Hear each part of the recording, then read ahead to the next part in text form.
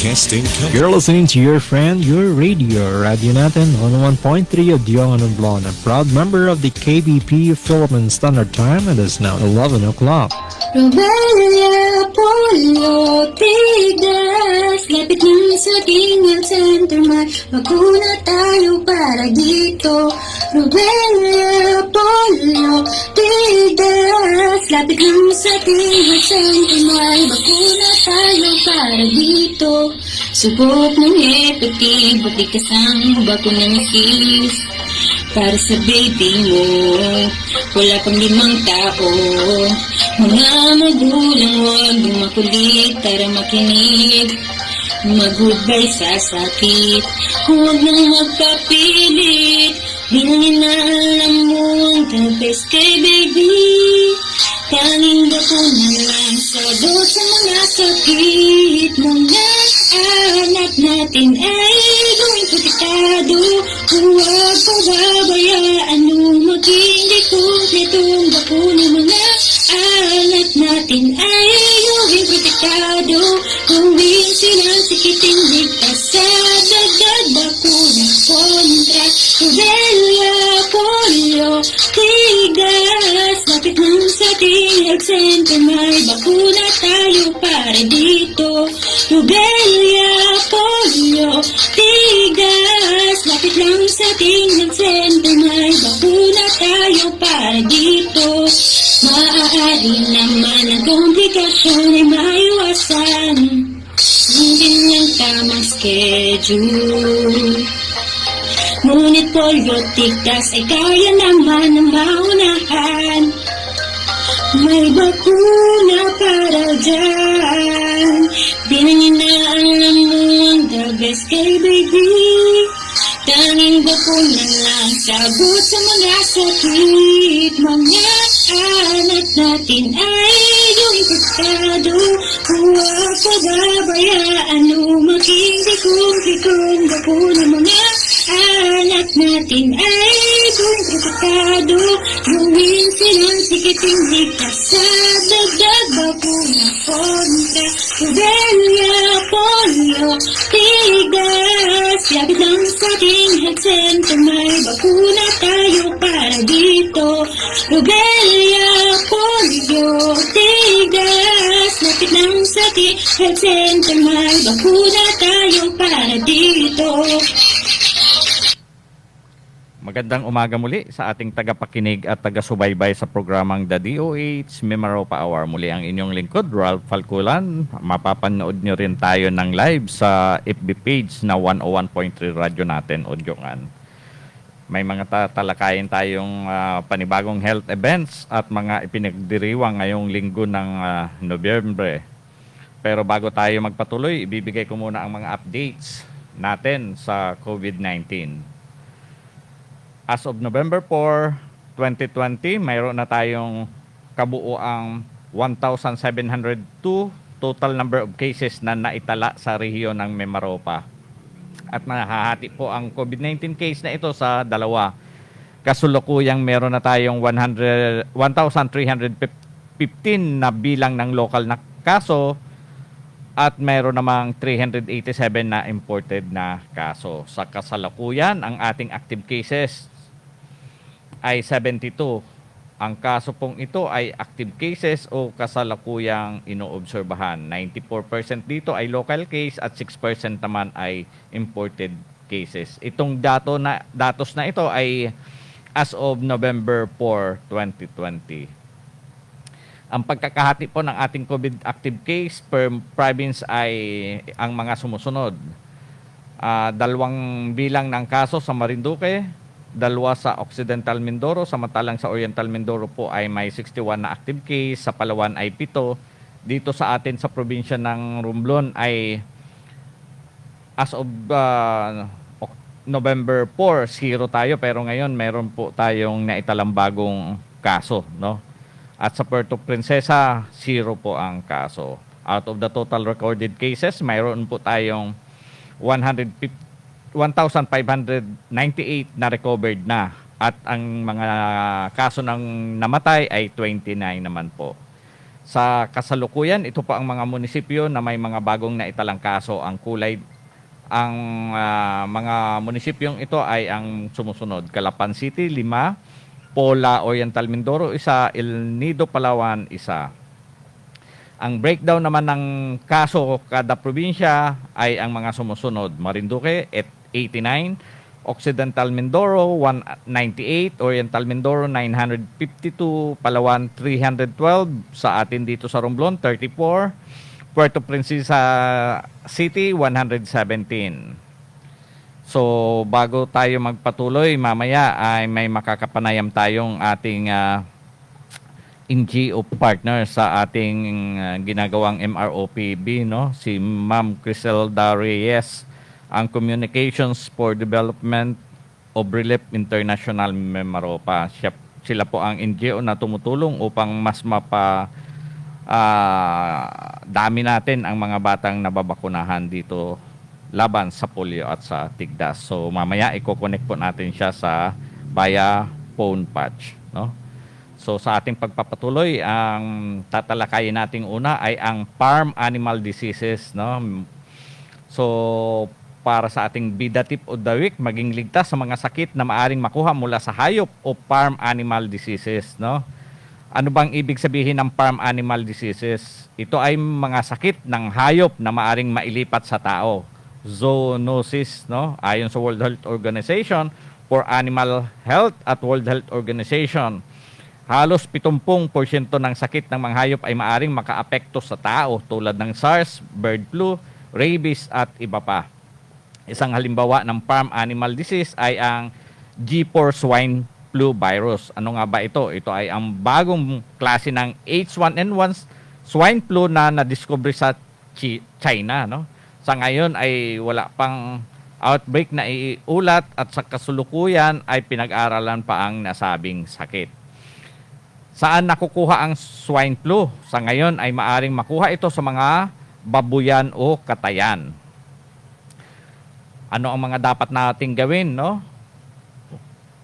Kung sa tingin mo ay mayroon kang swine flu, magsuot ng PPE, personal protective equipment, tulad na lamang ng face mask at gloves. So huwag hawakan ang muka nang hindi pa nakakapaghugas ng kamay ng maigi gamit ang malinis na tubig at sabon, o hindi naman kaya ay ang 70% alcohol. Magpakonsulta sa isang veterinaryo kapag nakapansin ng mga simptomas ng sakit sa mga baboy, tulad ng lagnat, hirap sa paghinga, pagkatamlay, pamumula ng balat, pagkawala ng gana sa pagkain. Huwag pumasok sa trabaho kapag ikaw mismo ay nakaranas ng simptomas ng trangkaso katulad ng lagnat, sipon, or ubo. Saan maaring makuha ang sakit mula sa mga hayop? Maaring makuha ang mga sumusunod na lugar, no?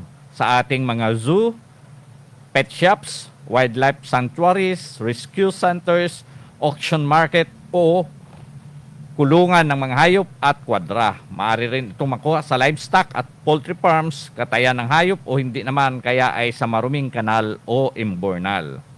Paano naman makakaiwas sa mga sakit mula sa hayop?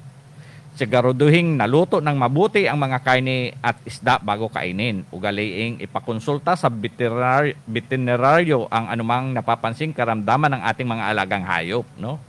Para malapatan ng karampatang lunas. Palagi ang maghugas ng kamay matapos hawakan at pakainin ang mga hayop, at maging matapos nalinisin ang kanilang kulungan o tirahan. So lagi nating lilinisin, no, yung tirahan. Kung parang tao din yan, dapat malinis din ang kanilang tinutuluyan. Regular na magpasuri sa doktor, lalo na kung ikaw ay may nararamdaman o karamdaman. Mga Mimaropans, Rumblumanon, nasa ating mga kamay ang ating kaligtasan. Gawing gabay ang mga nabanggit at siguradong mga sakit ay walang panama sa atin. So tayo ay magbabalik makalipas ang ilang paalala. Mga minamahal naming Mimaropans, sa gitna ng laban natin kontra COVID-19, ang banta ng tigtas at polio sa kalusugan ng ating mga anak ay hindi nawawala.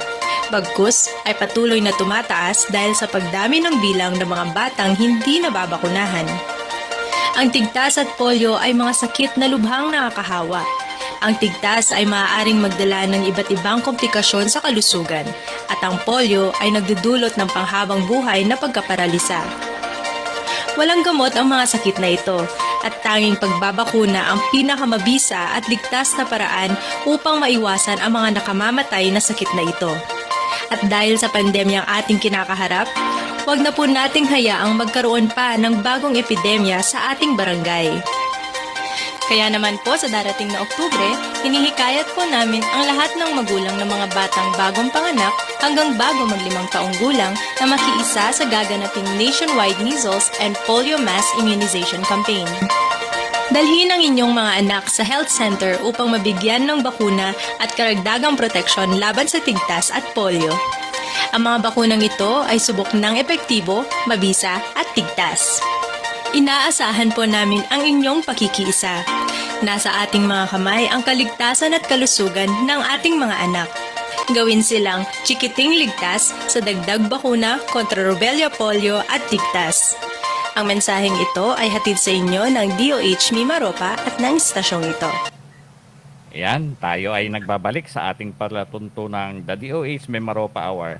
Ngayon naman ay malugod nating aanyayahan ang ating partner, no, NGO partner na si Ma'am Crisida Reyes, ang Communications for Development of Relief International Mimaropa, para alamin natin ano yung kanilang programa, ano yung kanilang organisasyon at ano yung maitutulong nila para sa ating pag-implement ng ating MROPB vaccination. Good morning, Ma'am Crisida. Good morning po sa lahat ng ating mga tagapakinig. Yes, ma'am. Salamat, ma'am, sa inyong pagpapaunlak, no? At kami ay nagpapasalamat at kayo ay partner namin sa pag-implement natin ng ating MROPB immunization activity. Ma'am, ano nga ba ang Relief International? Okay po. Ang Relief International ay isang humanitarian organization na 6 years na po siya nag-exist. And tumutulong po kami sa 18 countries globally. So, we cater po on vulnerable communities by investing on integrated solutions. And in-engage po natin yung mga local communities para mas mapaisig pa yung participation na towards development po. Yan, ma'am, no? So, bali ang organization, ma'am, ninyo, ano yung objective ninyo para dito sa ating ginaganap na MROPB campaign?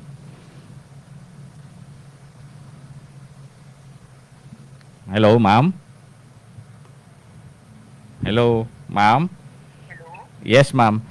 Ma'am, yung sunod kong tanong, yung objective ng Relief International regarding dito sa ating pag-implement ng MROPB campaign?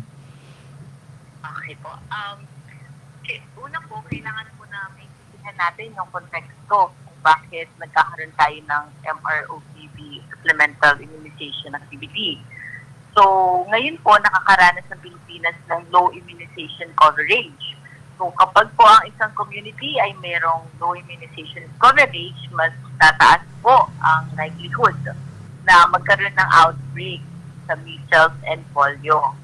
So, tinatarget po ng MROPB campaign na ito na i-immunize at least 95% ng lahat ng bata na 9 months to less than 5 years old within the target areas po. So, for example po, in Mimaropa, we have measles cases na 272 with 1 death reported na po. So, most cases are among under 5 years old. So, CRI po, in partnership with UNICEF, will support the supplemental immunization activity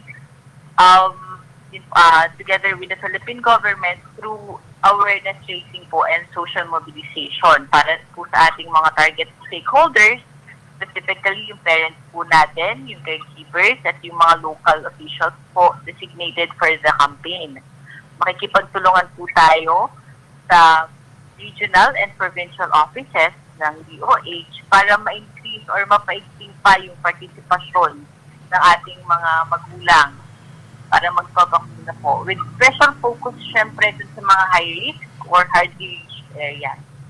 So sa kasalukuyan po, nakikipag-ugnayan po tayo sa mga local government units, frontline health workers, advocacy groups, community leaders, faith-based group leaders, media practitioners, private sectors, and other government agencies. So, kailan po ba gaganapin yung pagbabakuna? So, for the phase 1 po ng ating measles, rubella, and oral polio vaccine para sa regions 1, 2, 4B, 5, and SAR, mangyayari po ito sa October 26 hanggang November 25. Para naman po sa measles, rubella, the vaccine, mangyayari po ito ng October 26 din to November 25 for regions 9, 10, 11, 12, Caraga, at Farm. Ayun, So, maganda yung mga mensahe mo, ma'am, no? So, napaka-swerte yung lalawigin namin kasi isa kami sa napili inyong tutulungan. So, anong tulong po yung ipagkakaloob ng Relief International in terms of MROPB implementation dito sa province, ma'am? Okay po. So, si RI po ay tutulong sa magbigay ng awareness sa mga tao, pag-disseminate po ng information, at paghikayat na lalo pang magpabakuna dahil tayo ay nasa gitna, kahit tayo po ay nasa gitna ng pandemya. Ayun, so maraming salamat. Nandito nga si Sir Dennis, no, yung inyong focal person, at sa kasalukuyan nasa Cebu yan siya kasi meron kayong 10 munisipyo na napiling tulungan dito sa amin sa Romblon. So iniikot niya yon upang alamin ano yung maitutulong ng inyong organisasyon para mas dami natin yung maabot na mga tao na mabigyan ng impormasyon para dito sa ating isinasagawang MROPB immunization. So, may message pa kayo, ma'am, para sa ating mga kababayan dito sa Romblon? Yes po. Gusto ko lang pong bigyan importansya yung activity na ito kahit nasa gitna tayo ng pandemya. So, this is greatly needed po, especially na yung immunization coverage natin for both measles and polio vaccine has been dramatically declining. So, bumababa po siya habang tayo ay nasa gitna ng pandemya dahil nagkakaroon po ang mga magulang at ang mga caregivers ng takot when it comes to bringing their children to health centers. In this case po, yung transmission natin lalong tumataas. Therefore, nagkakaroon po tayo ng outbreaks in several areas in the Philippines. So, kami po, we also want to address yung high refusal rate, yung proliferation po ng fake news at mga misconception and other factors that affect the success of the immunization program. So, panghuli lang po, let me just take this opportunity to emphasize that wala po tayong gamot sa measles and polio diseases. But may good news po tayo and kaya po natin itong ma-prevent with the most powerful tool na meron tayo at binibigay po ng libre, which is yung vaccine po. Na ginagamit po natin siya for 40 years na and nabakuna na po ito sa 2 bilyong children today. So, para po sa ating mga magulang na may takot, sinasabi po namin at ina-ensure po namin sa inyo na ligtas po ang magiging pagbabakuna dahil may strict pong sumusunod ang mga health workers at vaccination team natin sa ating safety protocol. Nakasuot po sila ng face shield and face mask at sinisigurado pong malinis at disinfected ang kanilang mga kamay bago o pagkatapos magbakuna. Kaya wala po dapat kayong ipangamba o itatakot. Ito po ay libre, ligtas at epektibo. Huwag na po sana natin hintayin may magkasakit pa or mamatay. Unahan na po natin itong labanan sa pamamagitan ng bakuna dahil responsibilidad po ng bawat isa ang isang masigla at malusog na komunidad. Kaya hindi kayat po namin ng mga magulang na mag-participate at pabakunahan ang kanilang mga anak sa darating na October 26, ongoing po ito to November 25. Kung may iba pong mga katanungan pa para sa ating immunization, mangyari lamang po na magtungo tayo sa ating mga municipal health centers. Yun, maraming salamat ma'am sa inyong mensahe. Napakaganda no kasi nga ayaw nating maulit na nasa panahon tayo ng pandemya, meron pa ulit na magiging pandemya. So hindi na natin kakayanin no. Pagod na rin ang mga health worker, wala na tayong pera. So dapat ma-prevent na talaga at itong MROPB, itong polio at measles ay ano na yung kanyang bakuna dito ay subok na no kahit ako nung maliit alam ko Tama po yan. dahil mahal ako ng magulang ko, pinabakunahan nila ako dahil ayaw nilang ako ay magkatigdas at magkapolyo, no? So, kaya nga sa ating mga magulang, hinihikayat din natin sila na mag-participate sa ating campaign na ito para sa ating mga mahal na anak. So, ma'am, maraming salamat sa inyong time at sa inyong suporta lalo na dito sa Romblon, no? Na kami ay malugod na at natutuwa dahil may NGO na kagaya ninyo na sumusuporta sa ating advocacy na mapataas at ma-inform ang ating mga nanay kontra dito sa paglaganap ng polio at tigdas. Ma'am, maraming salamat sa inyong time. Sa uulitin po kung every Friday naman kami may radio program dito. Kung may nais kang ipaabot na mensahe, pwede kang mag-text sa akin para tayo ay makapag-ugnayan dito sa radio station. Maraming salamat, ma'am. Maraming salamat din po.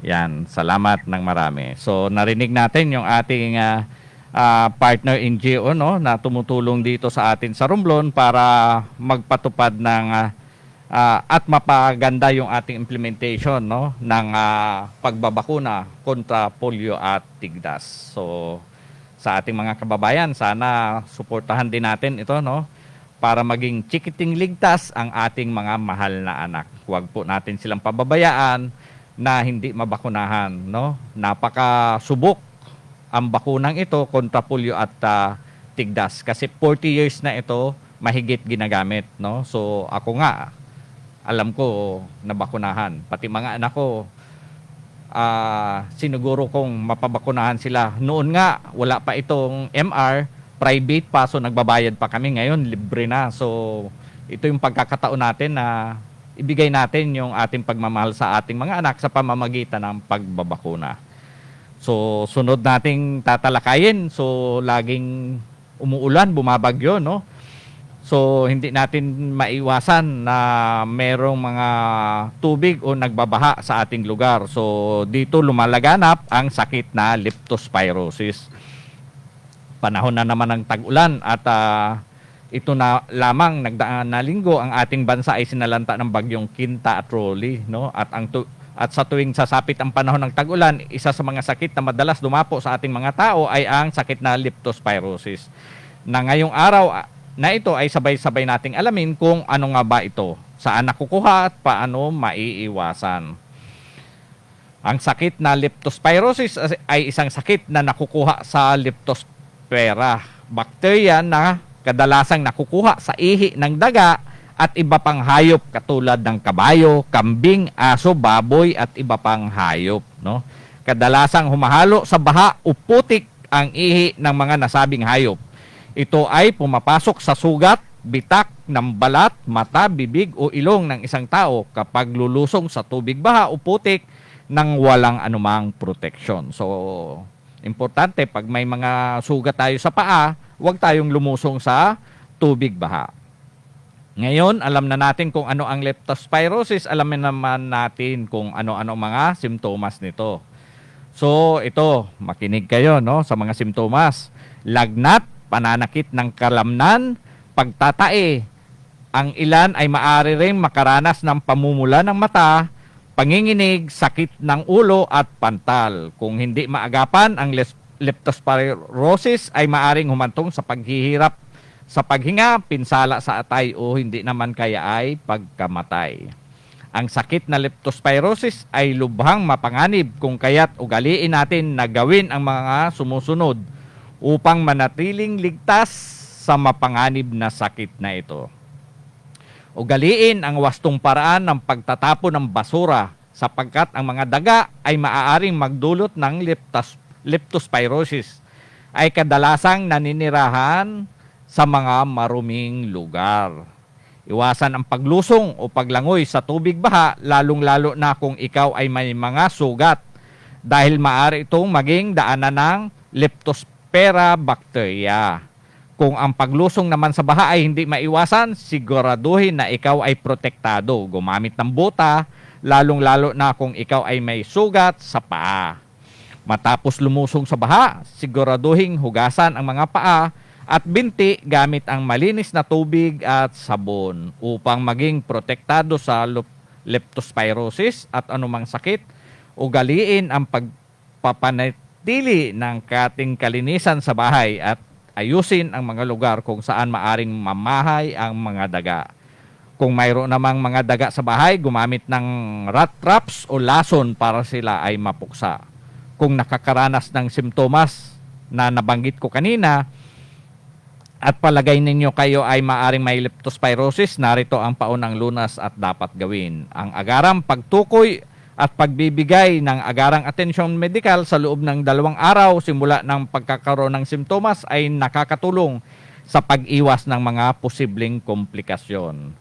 Sundin ang inyong doktor at uminom ng mga antibiotics na irereseta sa inyo o inireseta. O ayan mga Memoropans from Blumanon, ngayon alam na natin kung ano ang leptospirosis, kung paano ito maiiwasan. Tayo ay manatiling ligtas ngayong panahon ng tag-ulan at lalong-lalo na ngayong panahon ng pandemya. Sunod nating talakayin ang National Children's Month, no? Buwan ng mga kabataan. So, dahil buwan ng kabataan at buwan ng ating pagbabakuna kontra polio at tigdas, so ngayon ang pagkakataon na ibigay natin sa kanila ang nararapat na bakuna. So ngayong Nobyembre ating ipinagdiriwang ang National Children's Month. Ngayong taon, sama-sama nating itaguyod ang karapatan ng mga bata ngayong panahon ng pandemya. At sa unang linggo ng ating selebrasyon, pag-usapan natin ang survival rights ng mga bata ngayong panahon ng pandemya. Mga Memoropans from Blumanon, anumang pandemya o sakuna, ang kalusugang pangkaisipan ng mga bata ay kaisipang panlipunan. Tandaan na ang kalusugang pangkaisipan ay kailangan mula sa sinapupunan hanggang sa paglaki ng ating mga anak.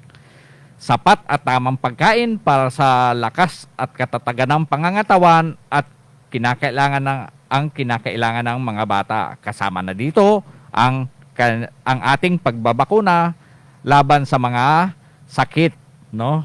Kagaya ng polio, measles, rubella, TB, at iba pa, no?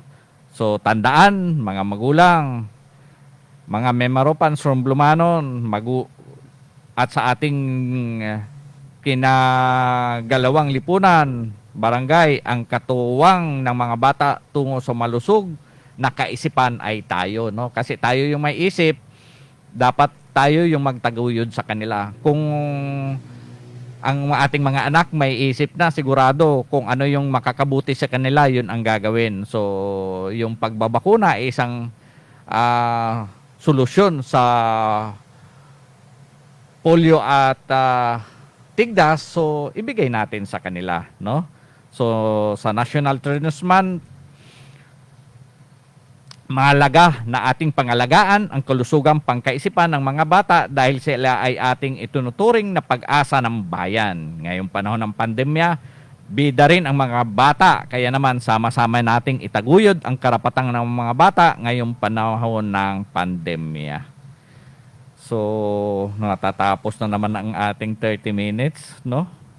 So, yung mga ibang tatalakayin natin ay ipagpapatuloy natin sa susunod na linggo.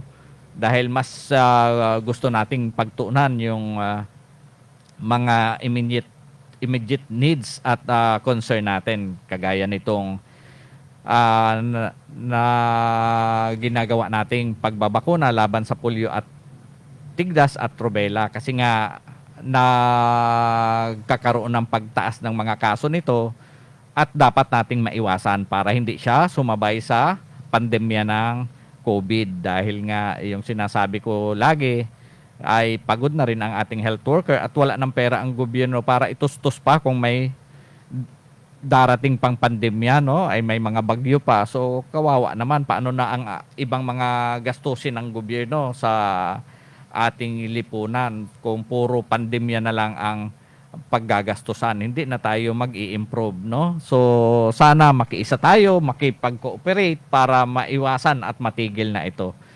So sa ating mga kamay nakasalalay kung paano tayo magiging ligtas. So udyunganon, rumblumanon, sana lagi tayo maging ligtas sa ating pang-araw-araw na buhay. Muli ang iyong lingkod, Ralph Falculan, sa susunod na Friday na ulit, no? Magandang umaga sa inyong lahat. Ang mga sakit na rubella, polio at tigdas ay maaaring magdulot ng malubhang komplikasyon, kapansanan at pagkamatay sa ating mga anak. Kaya naman makibahagi sa libre at malawakang pagbabakuna ngayong October 26 hanggang November 25 sa Regions 1, 2, 4B, CAR, 5 at buong Mindanao. Pabakunahan ang inyong anak laban sa rubella, polio at tigdas. Sa pagbabakuna, protektado si Bunso at ang buong komunidad. Isang paalala mula sa Department of Health.